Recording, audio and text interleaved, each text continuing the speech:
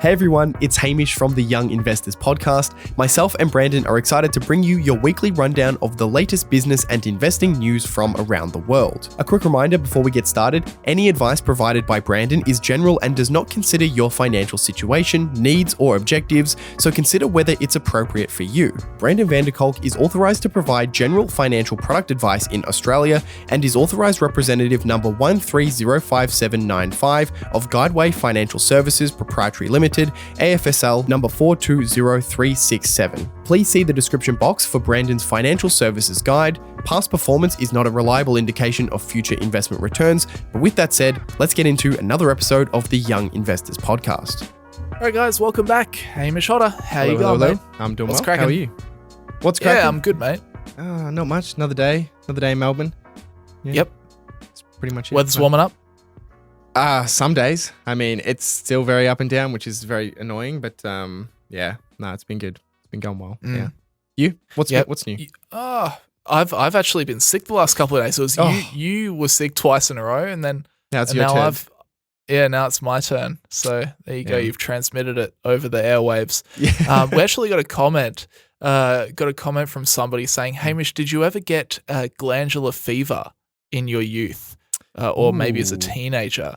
Because this person noted that they've had similar viral health issues that led to worse stuff later. Wow. Maybe I'm projecting, but sounds similar to myself. Have you ever had glandular fever? Yeah. I think so.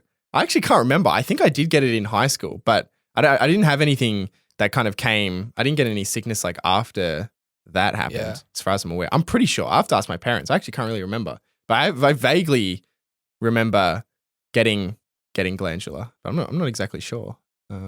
Yeah. It knocks you out pretty bad. I do remember. The virus remains in your body for the rest of your life, though it usually does not cause further illness. There you go. Okay. Interesting. Well, usually. Usually. Yeah. Except in your case where it makes you sick every 2 weeks. Yeah, maybe I'll check that out. That's funny. Yeah. Yeah. How you been anyway? What you been up to YouTube-wise? You been putting out content? How's it all going? Yeah, getting back into the swing of things. Yeah, like I said last week, I've kind of got a few different ideas that I'm kind of testing out. Got a few the bones of a few videos that I'm working on at the moment. It's a funny time on YouTube, isn't it? It's like it's always a give and take. It's hard, man. It's always like putting out content will do reasonably well, or testing the waters in something that may flop or has the potential to take your channel to some other new level or some other new audience. And introduce them into your broader audience. So that's always the game, right? It's a bit of do I take a risk on this video or do I play it safe this week? Or it's a funny world. And it's so hard because, like, for me, if I just look at the statistics, I don't really want to make these videos, but the statistics just say, do a Warren Buffett video, then do a Charlie Munger video, then do a Michael Burry video, and then go back to another Warren Buffett video. But if you and sure that may work for a time, but if you just keep doing that, your channel will fade because you'll run out of things to talk about. Yeah. And you see so many YouTube channels that do exactly the same thing. Yeah. They get their moment in the sun where it's like, it's the new thing. And then they keep doing the same thing because it's been working, but people get bored. Yeah. They're like, okay, I've seen that. So it's always such a hard trade-off because obviously with us, it's business as well. So you've got to do stuff that works business-wise and covers the bills, but you also want to make content that you want to make. You want to make content that you think is interesting. You want to make content that you think people will watch. Yeah. And it's balancing these things and keeping it fresh so that your channel doesn't go stale. It's actually really quite difficult to do. And sometimes we get excited about a concept or a topic that we want to do, but it's so obscure and we put so much time and effort into it and then it just flops. Yeah. Because it just hasn't hit that formula or that topic that people that follow our channels are interested in. So YouTube just spits it out and says, well, no one else will want to watch this because your regular audience doesn't even want to watch it. And then you're like, Yeah. Anyway, I think from a viewer perspective, it probably looks like we just post a video and then post the next video. But it's really it is really strange. You've kind of got to catch these 6-month, 3-month waves of interest because it's not even just evolving the content and making it better, but audiences and what they enjoy watching change. That changes. And like you said, the certain content might work earlier in the year, but if you just keep repeating that content over and over and over again, it just eventually just fades in interest. You have to kind of figure out, well, where's the interest now? What kind of video do people want to see? And it is like a constant. It really is a treadmill or like a rat wheel.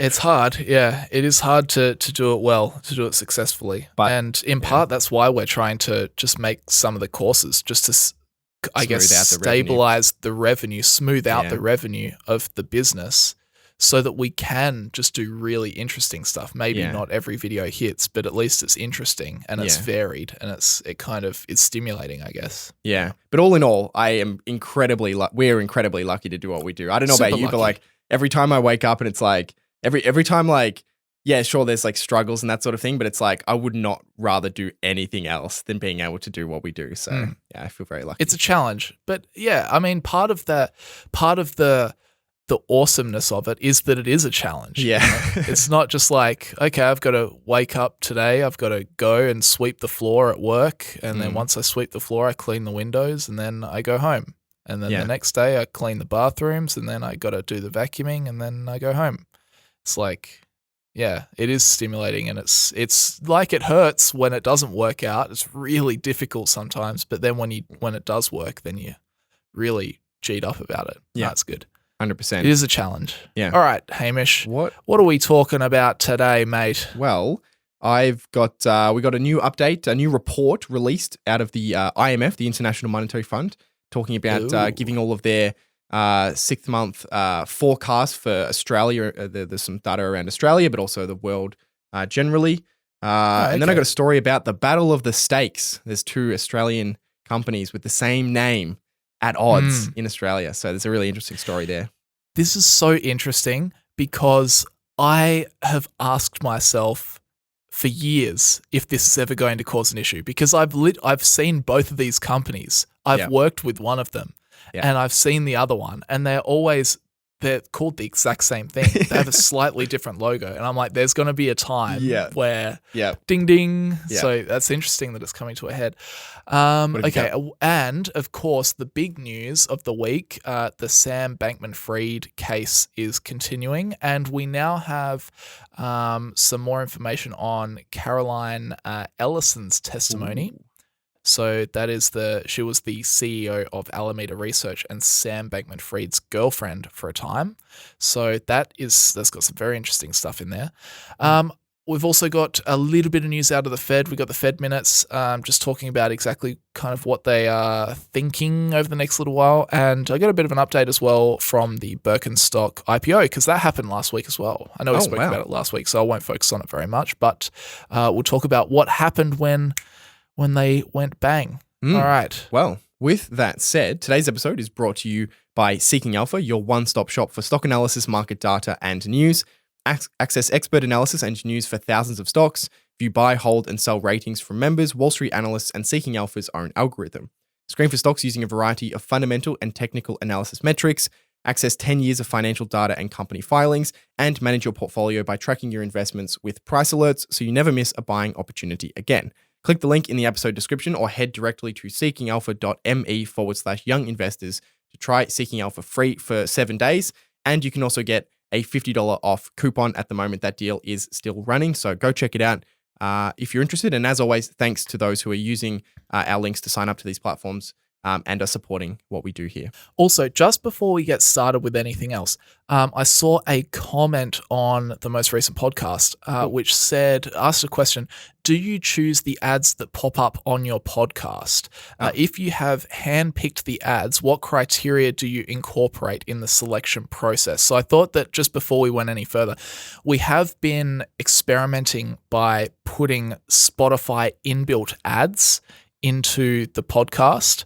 And when you hear like an ad that isn't read by myself or Hamish, that is just Spotify placing ads in the podcast. And we're doing that because we want to just cover our costs with the podcast. We want to make a little bit of money so we can just cover the costs and keep the podcast running.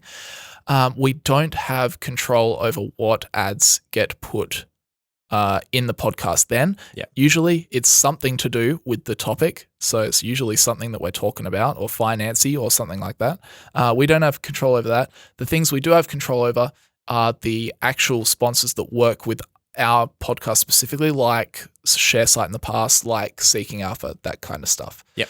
So I don't know if you have any criteria for sponsors, but for me, it's pretty simple. I just make sure that it's something that I use personally, or it's something that I genuinely think could benefit the people that listen to the podcast or my channel. That's pretty much my inclusion criteria. Yeah, we get brands that reach out to us, but I think for me personally, most of the ads that I've taken, except for maybe one I can think off the top of my head, have been companies that I've used, and then I reach out to them and see if they want to do a deal. Just because that's generally the way that I like to operate. Like you said, like just products that I would use, and usually it's products that I literally am using, and I'm just trying to get a good deal for my audience or something like that.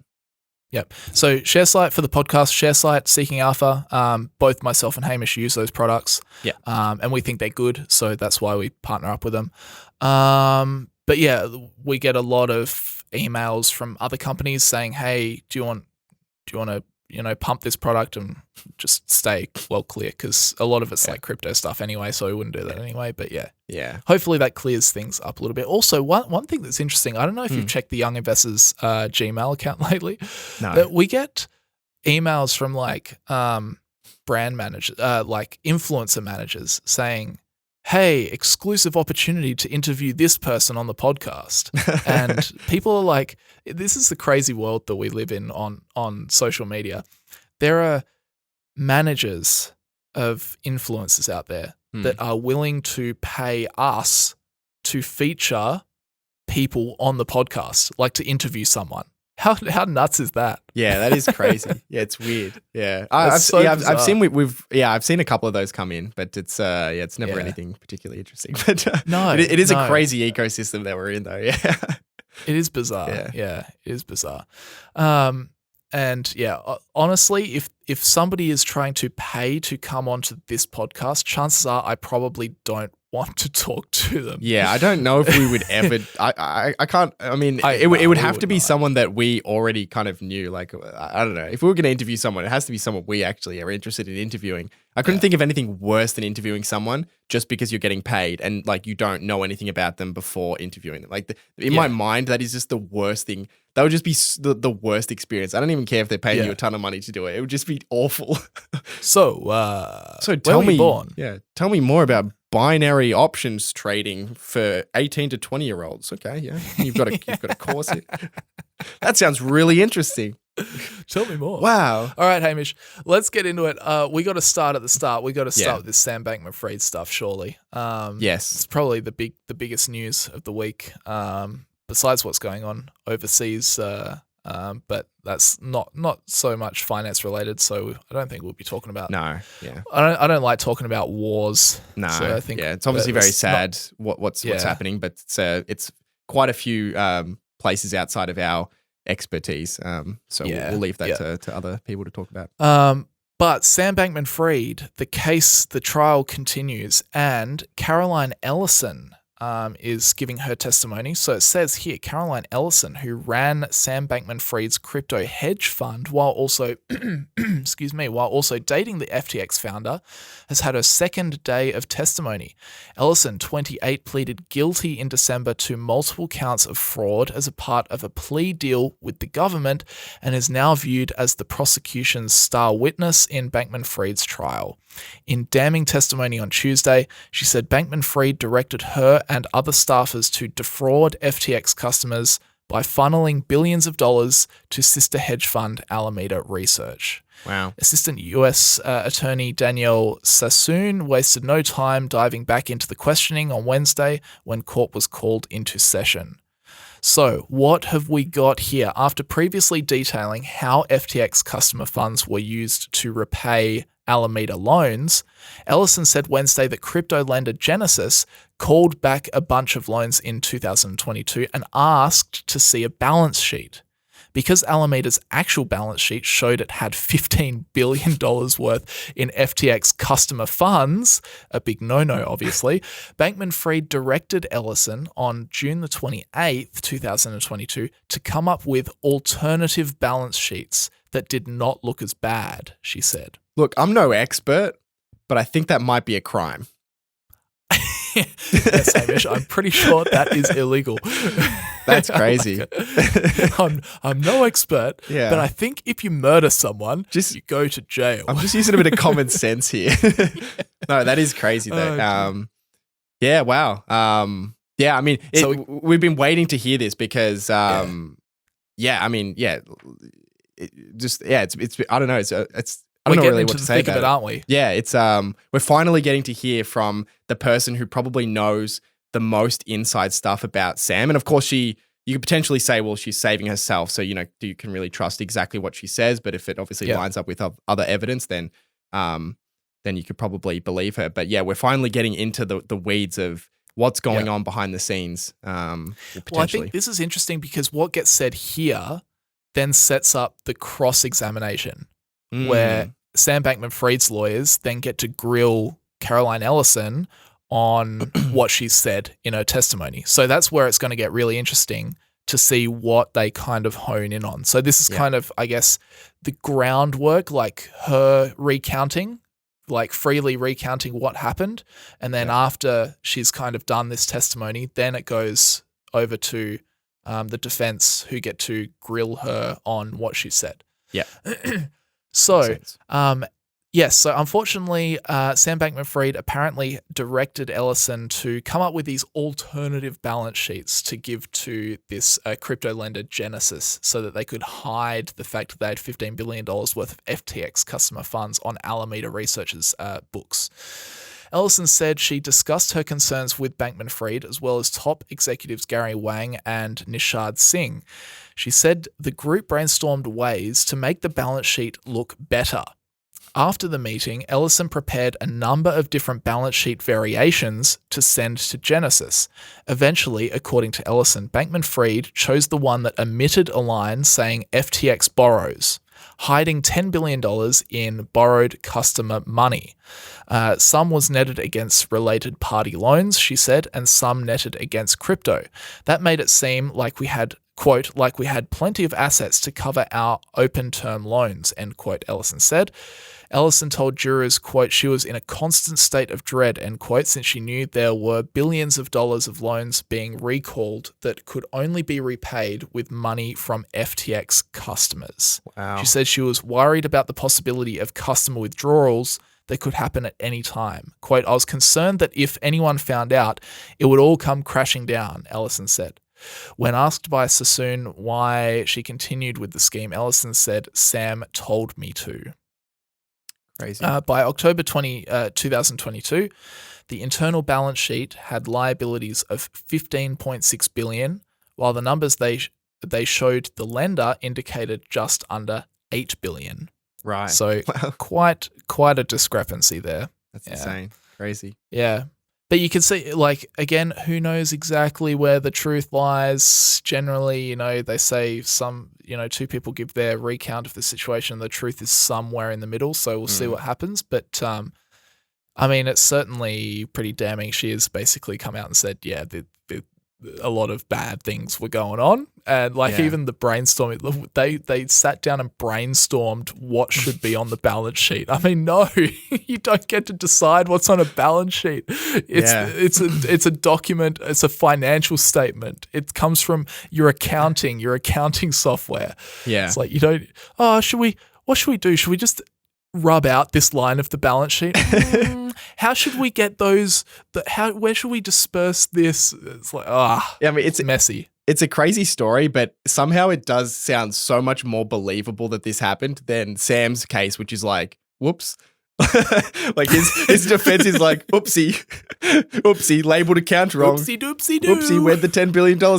Her story actually sounds more credible, even though it is a crazy idea that this multi-billion-dollar company is like, yeah, hang on a second, we've got these loans out. How do we fudge some numbers around?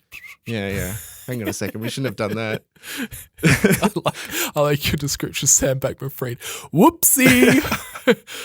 Where'd the 10... I've lost it. Where did it go? I can't see it. I mean, basically. Yeah. Oh, dear. All right. Ellison also spoke more about Sam Bankman-Fried's character and their relationship. Ellison said Sam Bankman-Fried directed FTX and Alameda employees to use the disappearing message setting on Signal and told them to be very careful about what they put in writing because of potential legal exposure.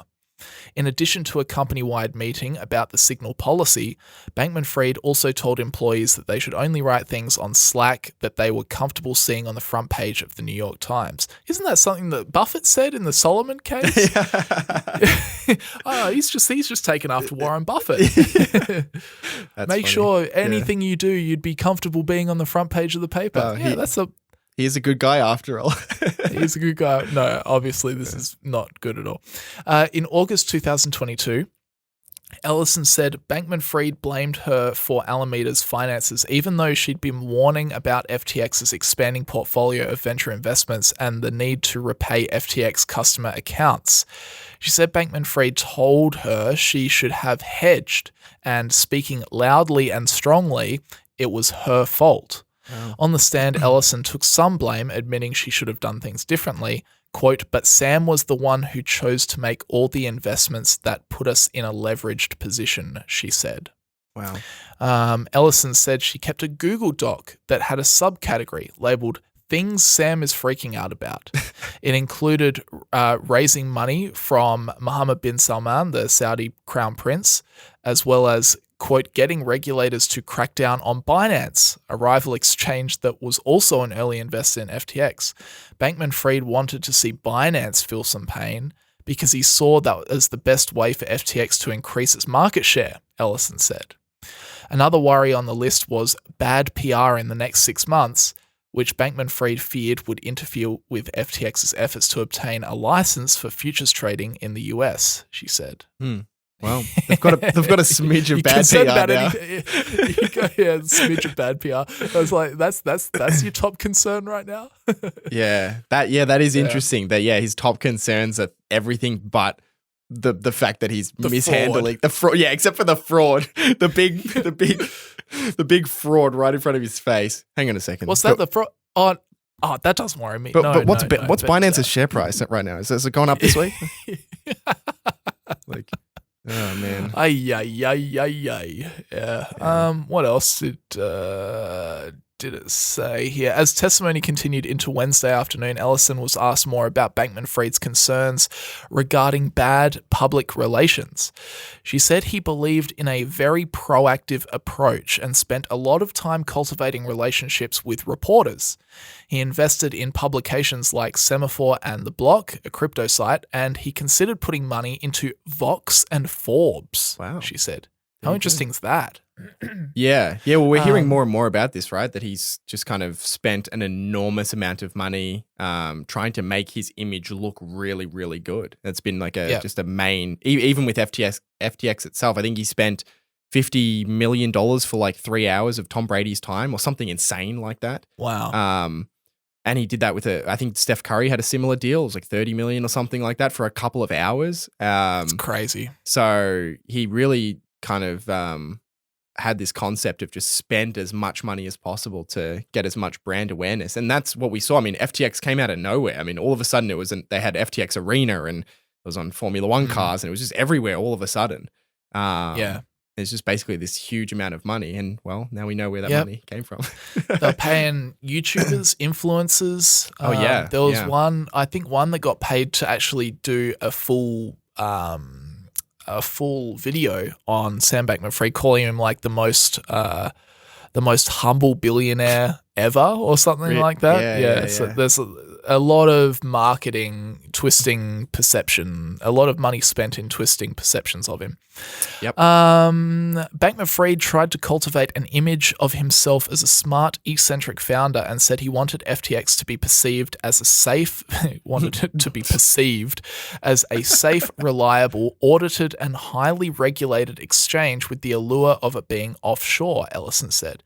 He used Twitter as a, quote, very important source to help control the narrative around FTX, she added.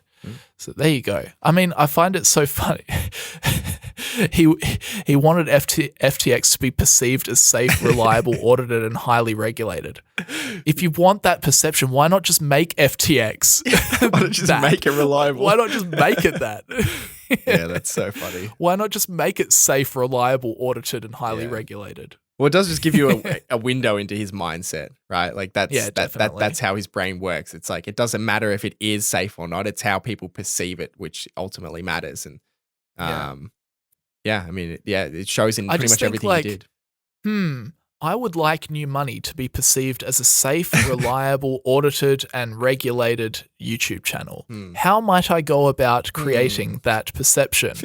Maybe, just maybe, it's around actually having the YouTube channel be a safe, reliable, audited, and regulated thing. No, that's too much. That's too much work. No. Tom Brady. Tom Brady. The answer is Tom Brady. Okay. Wrong. Is it A? Make it safe. Is it B? Steph Curry. C? Tom Brady. Or A or B and C. Love it. What else have I got here? Bankman-Fried's personal look, particularly his hair, was also important to him. Ellison commented on how he dressed sloppily in 2022 and how he thought his hair was very valuable and key to the narrative. She said he swapped a nice company car for a Toyota Corolla because it was better for his public image. Ellison then went into her own emotional state. She said that when the business was imploding in November, she was on vacation in Japan, but she said that in Signal messages with Bankman-Fried that week, she told him that this was the best mood she'd been in for the whole year. Trying to fight back tears, Ellison said she went through a lot of mood swings and felt a sense of relief that she didn't have to lie anymore. Wow. After all the movement of FTX money, the company only had $4 billion to cover the $12 billion in customer holdings, she said. Wow. Yeah. That's crazy. So that's what was uncovered. Imagine being on holiday. You're on holiday in Japan and you see the news that it's just imploded and you're maybe like you're the second highest person on the list of like they're going to come after you. Yeah, pretty crazy. Yeah. Pretty crazy. But yeah, so that was just one day of this trial. So there's a lot more to come. Yeah. And we'll keep you posted. Yeah. As it happens. I don't know how long exactly the trial will go for. I'm guessing probably the better part of a couple of weeks, I would imagine. I'm not sure. Maybe not quite that long. And I don't actually know if we'll hear Sam testify. I'm not sure. I would guess probably. I don't know. I'm not actually works. sure though. I haven't looked at. I don't know if that's public information yet. But yeah, I'm sure there'll be some. There'll certainly be some more juicy stuff to come. I think. Watch this space. That is the update on Caroline Ellison's testimony. All right, Hamish. Where to next, mate? Yeah, let's talk about the IMF. So the International Monetary Fund released their sixth monthly World Economic Outlook and Global Financial Stability Report. They're every 6 months they kind of put together this report, and there's a lot of interesting stuff specifically around Australia, which I thought we could talk a little bit about, and then some more kind of general global statistics. So they're forecasting 1.8% GDP growth for Australia for the full year of 2023 of this year, which interestingly is down from their April forecast, which was 2.5%. So within the space of just a couple of months, they've been kind of progressively downgrading that rating. And that tends to be how these forecasts work. They're not foolproof. No one's saying that they have a crystal ball or anything like that. But they do their best to estimate and then they kind of revise every few months. But yeah, it's been pretty much consistently revised down. They also downgraded their forecast for growth next year to just 1.2%. which is less than half the growth they expected just a few months ago. So again, their outlook for the Australian economy, at least over the next year or so, has been kind of getting progressively worse. Excuse me. And to put into perspective how bad 1.2% is, GDP per capita is expected to decline by 0.1% next year. So in other words, the IMF thinks that the economic growth next year is entirely due to just population growth. So if there was no one new coming into Australia, and if there was no population increase, just the natural population increase, then the IMF is actually expecting GDP to decline next year, which is kind of a crazy statistic. So 1.2% is an extremely low amount, considering Australia has kind of this long history of growing their population pretty considerably every year. And even just that contributes in a meaningful way to GDP growth. Yeah, that's hectic. So we're not really going anywhere next year, according to the IMF. No, not really. Not really at all. Yeah. In terms of unemployment rate, back in April, the IMF thought Australia's unemployment next year would be 4.1% before rising to 4.7% in 2027. It now estimates unemployment will be up to 4.3% in 2024 and hit 4.9% in 2028. So they've kind of slightly worsened their prediction for unemployment, but those unemployment rates are still very, very good. I think pre-pandemic unemployment was like 5.3% or in the low 5% range.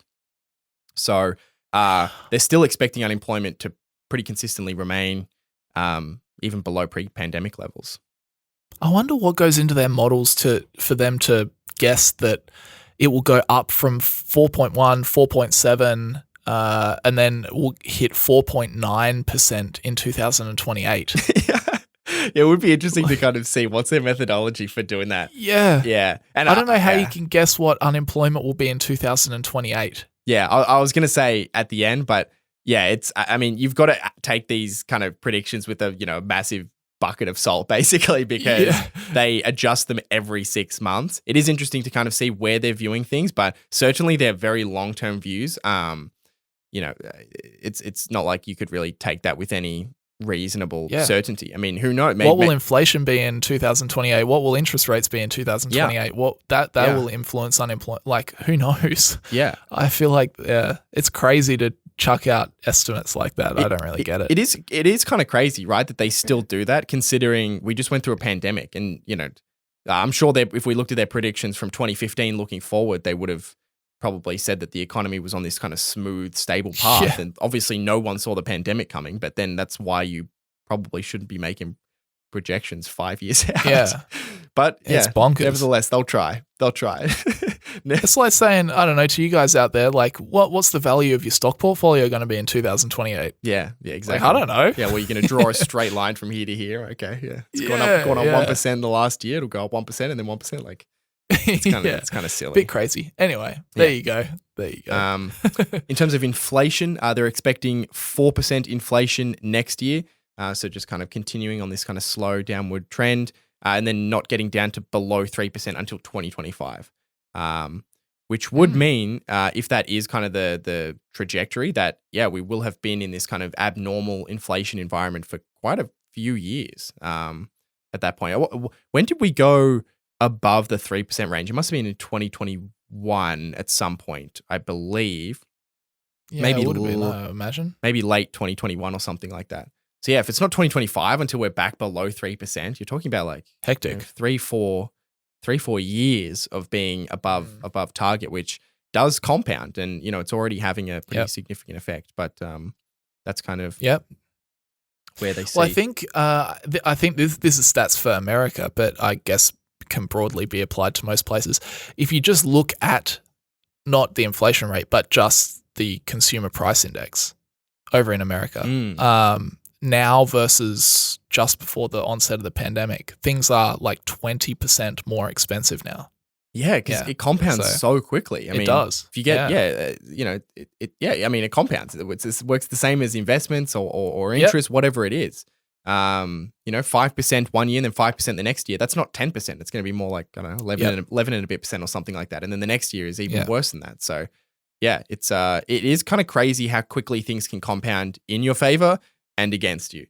Like if you're investing, compounding is fantastic. If you have credit card debt, it's atrocious, and inflation is the same. It all compounds, and it can get out of control quite quickly. Yeah. Yep. Then there was some data around kind of mortgage stress in Australia, which has obviously been a very big front and center financial issue for a lot of places around the world, but particularly in Australia, given our kind of unique mortgage situation where we don't have these long-term fixed rates. I guess it's not unique, but we certainly don't have it compared to the US. Australians with mortgages have some of the toughest conditions of any country.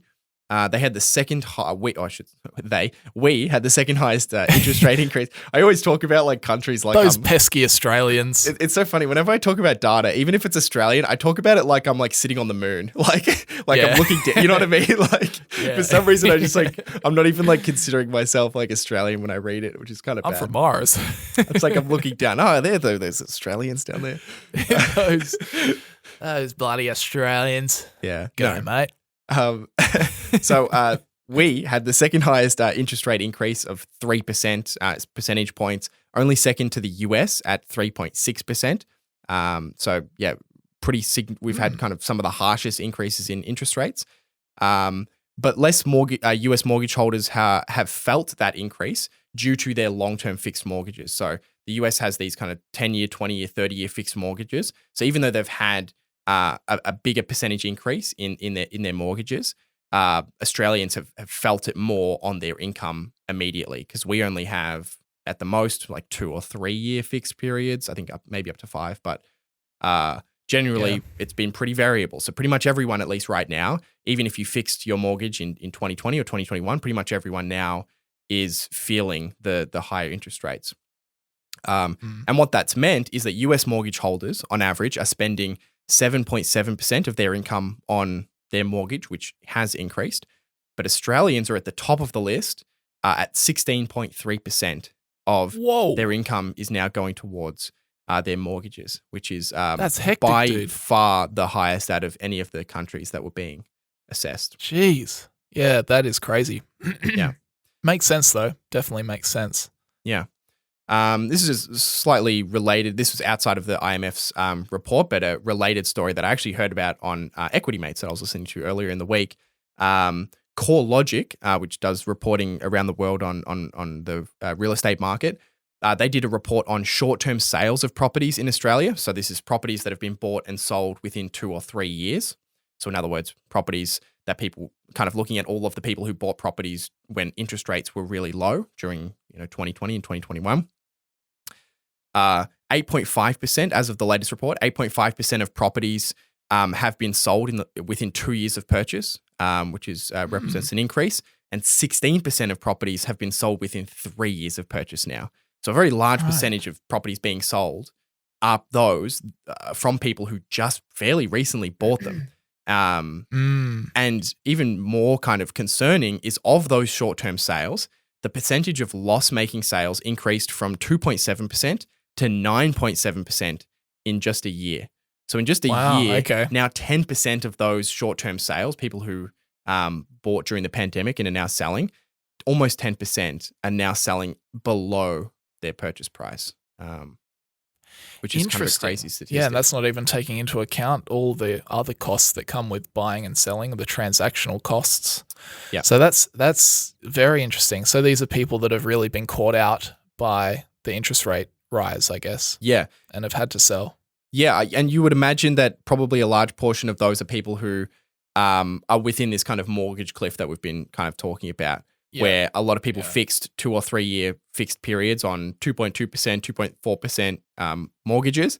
And just recently that's rolled into, I think it's 6.6% is a pretty normal variable rate now. I've seen some up to 7%.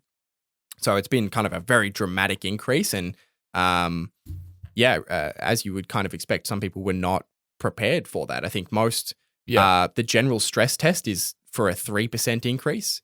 So if you had a 2.2% mortgage, you would probably test, or the bank at least would probably test for 5.2%, and we're at 6.6. So we're well beyond, any kind of reasonable stress test that you that even a bank would do, let's say. So, it's a pretty concerning, and I guess we'll kind of see. It's interesting to see the story in the numbers, though. Yeah, and I think we're about halfway through the mortgage cliff. So about half. Cliff. Yeah, so there's still quite a few people who will be rolling over, and then the other thing to consider is just the lag as well. It's not as if as soon as you roll into a higher interest rate that you would immediately be under. Well, you could be under financial stress, but it's not as if you would immediately have to sell. Potentially, you would try and work things around and make things work for a little period of time. Hope that interest rates go down. Dip into your savings. Hope interest rates go down before actually selling. So the next, I think, I know I probably said this at the start of the year, but I think the next 6 to 12 months will be very telling. And we don't really know what's going to happen. I'm not saying it's necessarily going to be bad, but we'll see more of this data. The numbers are pointing in that direction now, which is the interesting thing. Yeah. Yeah, I mean, that's a big increase. In just a year, from 3% to 10% is the loss-making sales. So that's, a threefold increase in just 12 months. So that's rough. And it was a record. It was a record. Yeah, wow, okay. Yeah, geez. Wowee. Yeah. Yeah, very sensitive to those mortgages, aren't we? Yeah, so hopefully, hopefully we're through the worst, but we'll just see it as the data comes out, every quarter, every 6 months. But yeah, getting back to the IMF, that was all of the Australian kind of related stuff. They also spoke kind of just more generally about the world. There wasn't anything too interesting. The only thing I picked out was just their projections for who's leading the economies, the biggest economies in the world, who's leading the world economy. The US is still projected to be the leader for the foreseeable future. They're not projecting any crossover between US and China in the next 5 years. Projected GDP for the US by 2028, so in 5 years, would be $32 trillion. China is projected to be at $23.6 trillion, which for reference is about the size of the US now. So they're expected in 5 years to match the US today. And then in third place, quite a bit further back, is India at 5.9 trillion, and then Germany and Japan. So that's their projections for the state of the world economy in 5 years. Yeah, interesting. Yeah, there's definitely two leaders on that list, isn't there? Yeah, and it's becoming more and more clear. India is growing very quickly, but they're a long way away. So yeah, it's very clear, and it's been clear that US and China are going to probably progressively get closer and closer together, but certainly they're a lot further away from anybody else. So yeah. Gosh, don't tell Ray Dalio about this IMF report. He'll have a field day. Yeah. Do you think he knows? Changing world order. Do you think he's seen it? Maybe, Hamish. Just maybe. All right, let's talk about the Fed real quick. Yeah. Because they've just released their minutes of their last meeting. Not too much to say on this, just a little bit of flavor from the data that we got, or from the decision that we got recently. Federal Reserve officials at their September meeting differed on whether any additional interest rate increases would be needed, though the balance indicated that one more hike would be likely, minutes released Wednesday showed. While there were conflicting opinions on the need for more policy tightening, there was unanimity on one point. Sorry, everyone, just had to work that one through in my head. Unanimity on one point, that rates would need to stay elevated until policymakers are convinced inflation is heading back to 2%. Quote, a majority of participants judged that one more increase in the target federal funds rate at a future meeting would be appropriate, while some judged it's likely that no further increases would be warranted, the summary of the September 19 to 20 policy meeting stated. The document noted that all members of the rate-setting Federal Open Market Committee agreed they could proceed carefully on future decisions, which would be based on incoming data rather than any preset path. So there you go, Hamish. Sounds familiar. It does sound familiar, but it sounds like there might be one more, but there is a bit of conflict, I guess. Yeah. People saying yes, others saying no, which is much different to what we've had, where everybody said yes. Yeah, that's definitely true. If you go back like 6 months or 12 months, you can definitely see a big shift of like more rate hikes, and it was pretty. I don't know. I didn't think it was crazy for you to project that they were going to keep hiking. Now it's very much. I think everyone's kind of looking around at each other like, okay, who's going to make the first move? Who's going to try and like do something and hope it doesn't make a mistake? Which country's going to push a bit further and and then be the one that goes into a recession so that everyone can be like, okay, let's not go too far. I think that's like everyone's not too sure. I'm sure the Australia's looking at what the US is doing. I'm sure the US is looking at what the UK is doing, and everyone's kind of looking around and just trying to be cautious, I think. Yep. Yeah, exactly. Another point of complete agreement was the belief, quote, that policy should remain restrictive for some time until the committee is confident that inflation is moving down sustainably towards its objective. The meeting culminated with the FOMC deciding against a rate hike, which we already knew about. However, in the dot plot of individual members' expectations, some 2/3 of the committee indicated that one more increase would be needed before the end of the year. The FOMC since March 2022 has raised its key interest rate 11 times, taking it to the targeted range of 5.25 to 5.5%, the highest in 22 years. Wow, there you go. Since the September meeting, the 10-year Treasury note yield has risen about a 1/4 percentage point, in effect pricing in the rate increase policymakers indicated then. So there you go. Right. Maybe one more. Who knows? We'll wait and see. Wait and see. Beautiful. Nothing more to add on that one. Should we rock and roll into? I want to hear about the Battle of the Stakes. Yeah. This is great. I only read about this. Some would say the stakes are high. The stakes are very high. I'll see myself out. They're very. You've been thinking about that all the podcasts. I have. Yeah. Waiting to release that. Yeah. So we've got the Battle of the Stakes. Two Australian companies will be kind of fighting over in court in Australia over the name. So I'll give a bit of context around the two companies because some people might not be aware of these companies. I'm sure a lot of people may have not heard of them because they're actually both pretty new companies. Pretty new, yeah. So the Aussie, so we have stake.com.au, which is the Aussie share trading platform. It was founded in 2017 by Matt Leibowitz. Leibowitz and Dan Silver. They're based in Sydney, and they're actually now the 3rd largest broker in Australia, which is kind of crazy. Hectic. Only founded, 6 years ago? And now 3rd largest broker. They have $2.5 billion in assets under management and 500,000 customers. So there you go. Massive kind of Aussie share trading platform. We've both kind of had deals with them in the past. We both are familiar with their company. I've actually met Matt and Dan. Yeah. I don't want to influence the story at all, but they're really nice guys. Actually, I really like the guys at Stake, the guys and girls at Stake. They're a good team. I like them a lot. Yeah, they're nice people. So that's the blue corner. in the red corner, we've got Stake.com. Which is an online cryptocurrency casino. Boo! Founded in 2016, so again, still a very young company. Founded by a 27-year-old Australian billionaire, Ed Craven.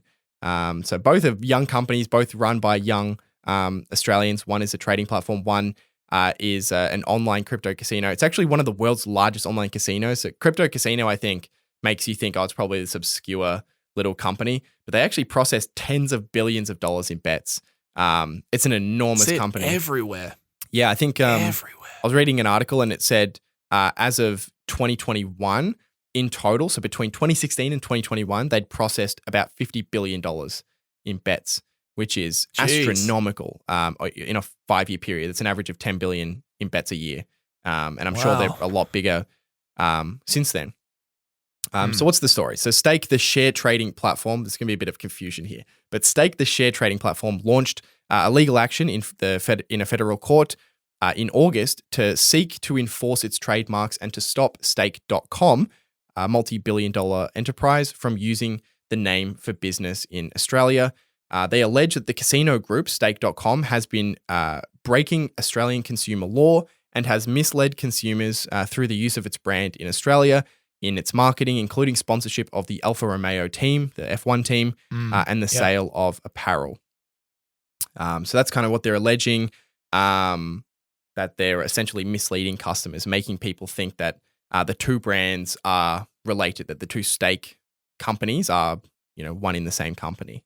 A spokesperson from stake.com, the crypto gambling site, said, "We are aware of this frivolous claim lodged in federal court by Stake Shop," which is the actual company name, which in part claims that our global Formula One team sponsorship impinges on their ability to sell trucker hats, which is a bit of a light dig at them.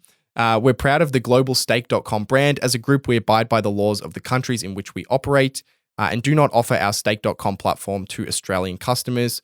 We believe the claims have no legal merit and will vigorously defend our rights. So that's kind of their response. So Stake, the gambling site, actually doesn't currently operate in Australia. But the court proceedings of this Stake versus Stake trial have revealed that they do actually have plans to expand here. So first of all, they actually tried to buy the stake.com.au domain from the trading platform. So they reached out, the crypto casino reached out and actually tried to buy the name from them, which obviously didn't happen, and probably would have been quite bad for the stakes trading's business if they decided to give up that domain. But then they've also registered a number of trademarks, including Stake Australia, Stake Bet, and Stake Casino. Online casinos are currently banned in Australia, but they are seeking a license for sports betting to compete alongside the likes of Sportsbet and PointsBet and all those other sports bet sites. So there you go. Interesting. Do you have any thoughts? Can you imagine the confusion in the courtroom? The jury is I don't know what the legal speak is. I've come to my decision. We find in favor of I Stake. award the case to Stake. Stake must now cease to use the name Stake, and Stake is now the only stake that is allowed to be Stake. Wait, sorry, what? Can you just I'm a bit confused. Who? Who won? Who won? Yeah. There you go. That's interesting that it's all come to a head. It does bring up an interesting question, right? Because they both have very simple names, and one's operated outside of Australia and one's operating in Australia. But if they both have global ambitions, there's or ambitions in Australia even, which is kind of the core of this case. But there's eventually going to be that clash, and I'm sure it's not the first time it's happened where a company has a trademark of a name in a country, and then they go, okay, let's expand internationally, and they don't have the trademarks, or there's another company with a similar name, so they can't operate because of confusion. Yeah, it is a weird. It's interesting. It's also weird because it is two money-related things that are very different. Yeah. One is obviously a trading platform, and one's a casino, so you don't want them to clash. And a customer could think that they're related because they're both money. They might think, oh yeah, this is just the trading wing, and this is the casino. I don't know. What are your thoughts? Do you have any thoughts? Yeah, it's interesting, especially because Stake, the brokerage site, does also operate outside of Australia. Oh, do they? But only in a few markets. Okay. I think it's like New Zealand, the UK, maybe Brazil, if I'm remembering that correctly, but only like a few. And I don't think they're in the US. But that is interesting. If Stake.com, the betting site, starts to go into some of those international markets, then there is a Stake versus Stake. Like it is like, wait, which one? I'm confused. Yeah. Interesting. I'm a bit biased because obviously I know the Stake Australian share trading platform. I know the management there, but yeah, interesting to see where things will fall. It's just it's like an unfortunate situation because they both were founded within a year, so you can't really expect them to have known that this problem was going to come up. I mean, either of them within the first year would have been incredibly small companies, and companies and trademarks are made all the time. So there's no way you could always, you could point and say, okay, that's going to be an issue. That crypto casino that launched 6 months ago that has a similar name to us is going to be an issue. You just couldn't have known. So it's just unfortunate. And I don't know how this case will be found. I don't know what the legal situation is with this case, but yeah, is it certainly interesting one. Certainly funny. Yeah. Yeah. All right. I'm going to give you a quick update on Birkenstock, and then we can do a Q&A question or two. Yeah. So I was talking about Birkenstock IPO last week. The German shoe brand stock closed at $40.20 per share, down from its opening trade of $41 per share, giving it a market value of $7.55 billion. The stock's opening price came in lower than its initial price of $46 set on Tuesday, which was just shy of the midpoint of its expected range of $44 to $49 per share.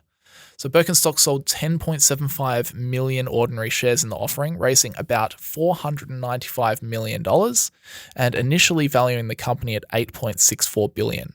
Birkenstock had originally sought a valuation of up to $9.2 billion. So overall, they got this valuation of $8.64 billion. Right. The company's market debut comes nearly 250 years after it was founded by the German cobbler Johann Adam Birkenstock.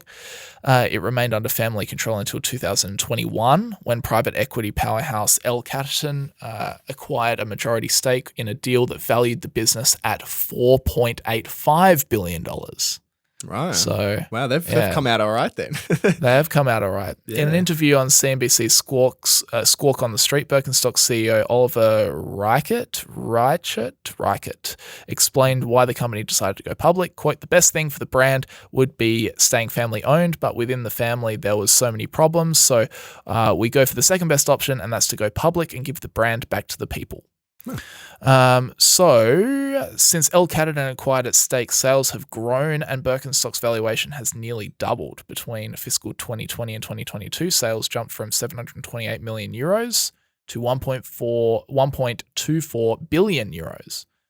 Over that time, the company grew direct-to-consumer sales, strategically exited certain wholesale partnerships, and focused on driving sales of items with higher price points. So there you go. Wow. So L Catterton acquired this majority stake in a deal that valued the business at $4.85 billion, and they IPO'd and in raising $495 million by selling 10.75 million shares, they got the valuation of $8.64 billion. So well done, L Catterton. Yeah, good deal. Hopefully the family's happy too. They got a decent deal, I guess. Well, yeah. Yep. I guess in hindsight they probably could have just taken it public themselves, but Yeah. But I guess that's the trade-off, right? You don't know what it's going to be valued at. It's like, do you want $5 billion or do you want to roll the dice with the public markets? Yep. So Yeah, exactly right. That's all I had to say on Birkenstock. Shall we do some Q&A? Yes. Yeah, let's do it. Let's do it. For those that want to ask a Q&A question, please go to the most recent YouTube version of the podcast and drop us a comment, or you can ask a question in the Spotify question box as well. Yeah. All right. I'll ask this one to you. Hi, Hamish and Brandon. Thank you for the brilliant podcast. Love your content. Well, thank you. We appreciate you, listening and watching. Just curious, what are your top 3 red flags of a company's management team? Top 3 red flags. I have been burnt by management teams in the past. I hate getting burnt by the management team. It's one of my biggest focuses now. It just sucks. I think overall, the one of the biggest red flags for me anyway is just when they consistently overpromise and consistently underdeliver. Yeah. They promise the world and then something happens and then they can't deliver and they go, "Oh, well, whoopsie daisy." And they don't really, adjust their forecasts. They just keep promising the world and then they never deliver. So that's always pretty annoying. I really don't like it when they skirt around issues, when they sound like a politician, when they avoid answering or informing shareholders about the challenges and what's difficult, what the problems are at the business. And I copied your one a little bit here. I hate it when they get paid fat salaries and it literally does not matter whether the shareholders or the company does well or does poorly. They just get paid a mozza anyway. Yeah. That is so infuriating. Yeah, I mean, if you're looking at, at companies anywhere, but US companies, for example, you've got to go into that proxy filing and just take a look at how the compensation is actually structured. Sometimes it's really complicated and it can be difficult to kind of go through it, but a lot of the time it's relatively simple. And if it's really complicated, that in and of itself could be a red flag, because it potentially is that they're trying to like hide something or hide how they're actually getting paid. But yeah, I think compensation is a big sticking point. Just want to interrupt. We haven't released the courses that we're working on yet, but if you're interested, when we do release them, in Introduction to Stock Analysis, we do a deep dive on explaining how to read the proxy filings and how to analyze the CEO's compensation. So if you're interested in like what's good, what's bad, that kind of thing. So if you're interested when it comes out, I'll let you know. Yeah. Anyway. Yeah, the other one, I mean, they're all kind of similar to yours, but yeah, over-salesy kind of CEOs on conference calls, and not answering important questions. If, you know, you can go back in history and kind of find where there was a problem that went on in the company or where management made a distinct mistake, and just listen to the conference calls and just, did they deflect or did they, you know, answer them kind of honestly?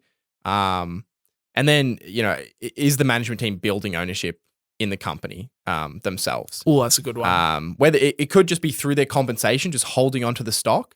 But sometimes you'll see CEOs that earn $20 million and then every year they just sell it.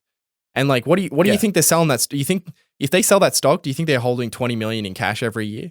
No, they're buying other stocks, or they're buying property. They're choosing to invest that money in something other than what they're touching and what they're, you know, actually controlling. Like, they're still investing the money. It's just they're choosing not to invest it in what they own. And of course, they're going to diversify to some extent, but it is refreshing to see when they really are passionate about building ownership and benefiting alongside us. That to me is a big deal. Yeah. Yeah, nice. We all of our things are on a similar line. Is that all of yours? Yeah. Yep, cool. Let's do one more for today. Oh, here we go. I do want to just cover on this one actually real quickly. I'm asking myself this.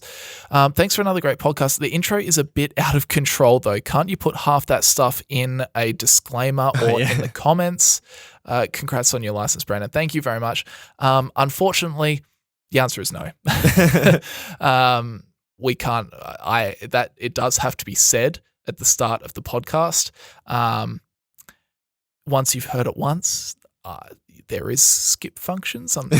You should listen to it every time, but you know there are skip functions, so you don't have to listen to it all the time. But unfortunately, that stuff does have to be at the start of the podcast. So apologies, but it is what it is. Yeah. But thank you for understanding. Yeah. All right, one more. Hamish, do you invest in bond ETFs? No. Short answer, no. I think, honestly, I haven't really looked at bond ETFs. I think... Me neither. Yeah. I think with where rates are now, certainly it could be a consideration. I think, it's a genuine consideration to have bonds as a part of your broader strategy, especially if you're trying to be a little bit more defensive. It's not something I've personally looked into. In Australia, you can get pretty close to bond rates with like high yield savings or term deposits, and that's often just a lot simpler. If you want just simplicity, to add kind of bonds into your portfolio, add like basically high yield cash, basically. But it's not something I've not something I've personally looked into. Yeah. Me neither. Honestly, me neither. For similar reasons that you mentioned. I'm also just like, I don't know, it's not a great answer, but I'm just not very inspired by bonds. I don't really have an interest in looking into them and tying down money. And I don't know, maybe if interest rates go up a lot and the story changes even further, then maybe. I think as a young person, they're not as appealing as a part of a strategy as when you're older and you're trying to preserve your capital, or maybe you just want to smooth out your portfolio, having more of a 40-60. If you have 40 bonds and 60 stocks, then when stocks go down 20%, your portfolio isn't down 20%. It's, down, quite a bit marginally less, down like 12% or something like that. So, as you get older and you're focusing more on preserving, and maybe you're looking to draw more on that capital. So you want there to be less volatility, less chance that you go through a 5-year period where it's down a lot, then that makes sense. but yeah, for young people, I think it depends. Maybe if you're storing money for like to buy a property in 5 years or something, you can buy some short-term bonds. But yeah, as I said, I mean, there's savings accounts that are pretty much get you, 90, 95% of the way there. And that's usually a lot simpler for people to understand and manage. Right. All right. And with that said, we will wrap things up for today. So thanks, guys, for sending in your Q&A questions. Keep them coming. We love them. We'll keep adding them into the podcast every week. Thanks, Hamish, as always, for joining me. No worries. Thanks for having me. Yammering on public companies for an hour. Love it. Yeah. Love it. Yeah, thanks for having me. Well, I'm sure we'll have some more updates for the Sam Bankman-Fried case next week, so stay tuned for that. But yeah, apart from that, guys, thanks very much for tuning in. Love you all, and we'll see you guys next week. See you guys.